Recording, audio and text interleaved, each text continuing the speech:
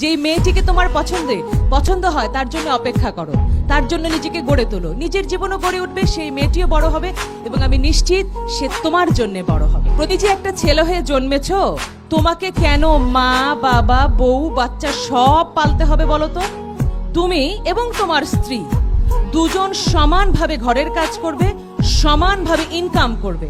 কোনো কাজ ছেলে বা মেয়ে আলাদা করা যায় না একটি কাজ ছাড়া, আর সেটা হচ্ছে যে কাজটি করতে জরায়ুর প্রয়োজন হয়, অর্থাৎ মা হওয়ার ক্ষেত্রে।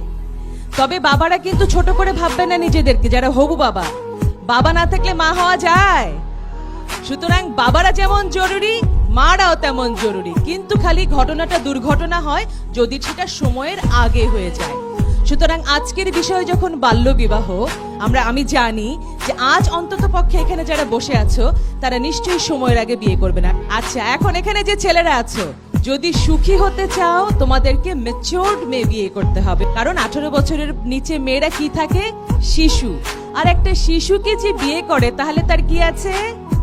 মানসিক বিকৃতি আছে। মেয়েটিকে তোমার পছন্দ হয় তার জন্য অপেক্ষা করো, তার জন্য নিজেকে গড়ে তোলো, নিজের জীবনও গড়ে উঠবে, সেই মেয়েটিও বড় হবে এবং আমি নিশ্চিত সে তোমার জন্য বড় হবে। ছেলে এবং মেয়ে দুজনকে একসঙ্গে নিয়ে বাকি 3 বছর কাজ করব।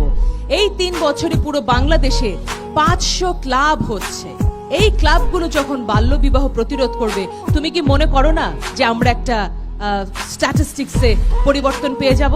2 কোটি মেয়ে যদি শক্ত হয়ে দাঁড়িয়ে শুধু নিজের বিয়ে প্রতিরোধ করে, আর 2 কোটি ছেলে যদি বলে বাবা মাকে সরি, 18 বছরের নিচে মেয়েকে আমরা বিয়ে করব না, যদি শুধু এতটুকু আমরা করতে পারি, আমরা কিন্তু বিশাল এক পরিবর্তন পাবো বাংলাদেশে।